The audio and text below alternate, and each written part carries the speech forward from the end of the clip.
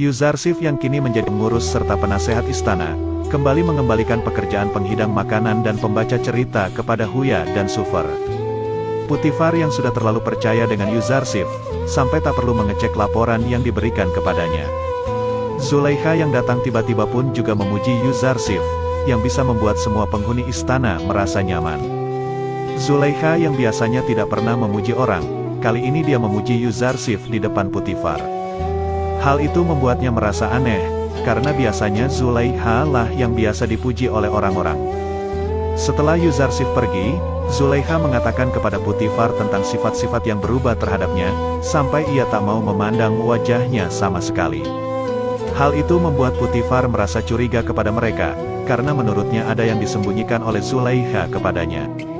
Malam harinya, akhirnya Zulaikha menyaksikan sendiri bahwa Yuzarsif sedang berdoa kepada Tuhan selain Amun. Hal itu langsung membuat Kalimama kembali menghasut Zulaikha untuk melaporkan kejadian itu kepada Putifar dan Anikmahu, agar Yuzarsif segera ditangkap dan dihukum. Akan tetapi Zulaikha malah mengancam Kalimama, jika dia menyebarkan berita itu maka dia akan dibunuh olehnya. Zulaikha tidak peduli dengan keyakinan Yuzarsif, dia hanya peduli bagaimana caranya agar dia bisa mendapatkan hati Yuzarsif, agar menjadi miliknya.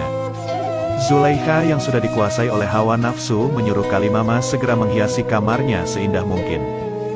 Dan setelah itu, ia menyuruh Yuzarsif datang ke kamarnya lalu mengunci ketujuh pintu kamarnya itu.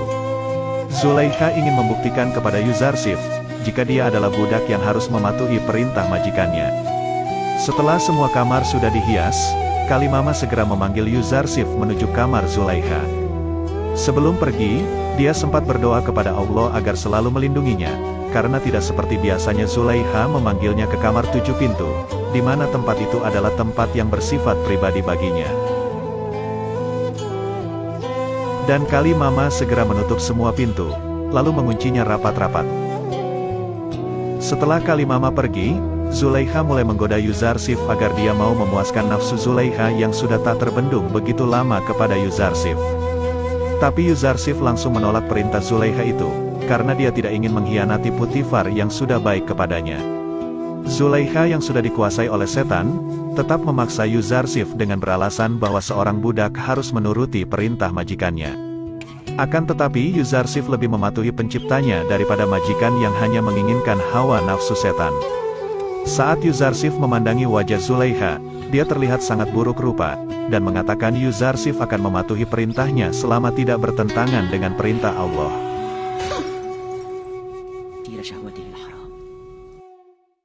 Di tengah-tengah perdebatan itu, datanglah malaikat Jibril membawakan pesan dari Allah, agar Yuzarsif tidak membalas perbuatan Zulaikha.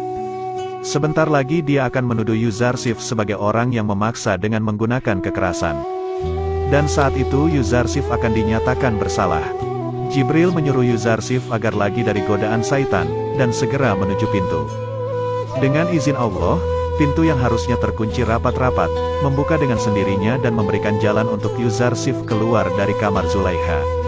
Zulaikha pun terus mengejar Yuzarsif, hingga akhirnya sebelum mereka keluar, Zulaikha sempat merobek baju milik Yuzarsif yang berusaha menariknya. Dan saat mereka keluar dari kamar itu, tak disangka Putifar sudah berada di depan mereka. Putifar yang sangat marah, langsung menyuruh mereka untuk menjelaskan apa yang sebenarnya telah terjadi. Seperti yang sudah dikatakan oleh Jibril tadi, Zulaikha langsung memfitnah Yuzarsif bahwa dia telah digoda dan dipaksa untuk memuaskan nafsu Yuzarsif. Yuzarsif yang tidak mempunyai saksi membuat Putifar mempercayai perkataan istrinya, dan akan segera menghukum Yuzarsif. Padahal sebenarnya ada dua pelayan yang mengetahui, bahwa Zulaikha lah yang bersalah. Tapi mereka tidak berani untuk bersaksi kepada Putifar, karena mereka takut dengan Zulaikha. Ketika Kalimama disuruh untuk memanggil Rudamun agar menangkap Yuzarsif, tiba-tiba Yuzarsif mengatakan, bahwa dia mempunyai saksi untuknya, yaitu seorang bayi yang bernama Kisin. Dia adalah keponakan dari Zulaikha yang kebetulan sedang berkunjung ke istana. Dan dengan izin Allah, Kisin berbicara kepada semuanya dan mengatakan bahwa jika baju depan Yuzarsif yang robek, maka Zulaikha tidak bersalah. Tapi jika baju belakang Yuzarsif yang robek, maka Zulaikha lah yang memaksa Yuzarsif dan menggodanya. Hal itu membuat semua orang di sana merasa terkejut, karena seorang bayi bisa berbicara dan mengatakan hal yang sudah terjadi. Setelah Putifar mengetahui bahwa Zulaikha lah yang bersalah, dia langsung memarahinya, karena sudah berusaha menipunya dengan tangisan. Putifar lalu meminta maaf kepada Yuzarsif, karena sudah menuduhnya, dan menyuruh semua orang di sana agar tidak menyebarkan kejadian itu kepada orang lain. Setelah itu, Zulaikha mengungkapkan kepada Kalimama bahwa seorang bayi bisa berbicara dan mengungkapkan yang sebenarnya terjadi. Zulaikha masih merasa aneh, karena Kisin mengatakan bahwa dia berbicara atas izin Tuhan Yang Maha Esa. Dia juga merasa aneh, karena pintu yang terkunci rapat bisa membuka sendiri seolah-olah memberikan jalan kepada Yuzarsif. Kalimama lalu menghasut Zulaikha, mengatakan bahwa Yuzarsif menggunakan sebuah sihir. Dia juga menyihir semua penghuni istana, agar menyukai dirinya. Tapi Zulaikha langsung menyangkal tuduhan itu, karena dari kecil Yuzarsif hidup di istana dan tidak berguru kepada guru sihir manapun. Kejadian itu ternyata langsung menyebar ke seluruh istana, bahkan sampai penjuru Mesir. Karena dua pelayan yang tadi menceritakan semua kejadiannya. Di sisi lain, pendeta Kimuni mulai mendekati seorang pelayan istana Amunhotep yang bernama Apufis. Dia menghasut Apufis jika selama ini Putifar dan Amunhotep memusuhi Amun dan akan memeranginya. Akan tetapi Apufis tidak mempercayai perkataan Kimuni, karena menurutnya Amunhotep adalah manusia setengah dewa, dan mana mungkin sesama dewa akan saling menghancurkan. Tapi Kimuni tetap menghasut Apufis dengan mengatakan bahwa Putifar dan Amunhotep sering menghina Amun dan para pendeta kuil. Kimuni juga sempat membahas skandal antara Zulaikha dan budak Ibraninya, yang menurutnya itu adalah kutukan dari Amun untuk Putifar dan keluarganya. Dia juga menyuruh untuk menemui Anikmahu, agar aku bisa percaya bahwa yang dikatakannya itu adalah benar. Singkat cerita, saat masyarakat sedang mendengarkan Amun berbicara, terlihat ada seseorang yang penasaran dari mana asal suara dewa Amun itu. Ketika dia memandang di sebuah jendela, Amun langsung memarahi orang itu dan menganggap dia kafir, karena telah meragukan Amun. Dan ternyata selama ini yang berbicara dan mengaku sebagai Amun adalah Anikmahu, yang bersembunyi di balik jendela kuil yang ada di atas. Tapi semua warga Mesir tidak mengetahui hal itu, karena mereka sudah sangat fanatik dengan Amun dan takut akan kutukan darinya. Sementara itu Zulaikha mulai cemas, karena berita aibnya sudah tersebar ke seluruh Mesir.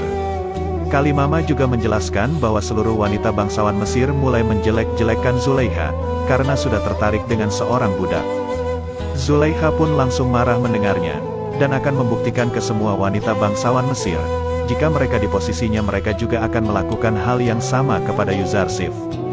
Singkat cerita, datanglah Anikmahu ke istana Putifar, untuk menanyakan tentang kejadian skandal antara Zulaikha dan Yuzarsif. Ketika dia sampai di istana, hanya Yuzarsif saja yang tidak memberikan hormat kepadanya. Dan pada akhirnya Anikmahu mengetahui sosok Yuzarsif yang sesungguhnya. Saat Zulaikha dan Putifar menemui Anikmahu di kuil Amun, Anikmahu langsung memarahi mereka, karena telah berbuat hal yang tidak terpuji. Zulaikha yang dianggap dewi terbesar kuil Amun, melakukan skandal dengan seorang budak yang tak tahu tata krama, karena tidak memberi hormat kepada Anikmahu. Putifar yang mendengarnya hanya cuek dengan semua ocehan dari Anikmahu. Dan Zulaikha yang sudah terpojok, meminta kesempatan kepada Anikmahu, bahwa dia bisa membuktikan kalau dirinya tidak bersalah. Anikmahu pun akan melihat apa yang akan dilakukan Zulaikha untuk membersihkan aibnya pada semua orang.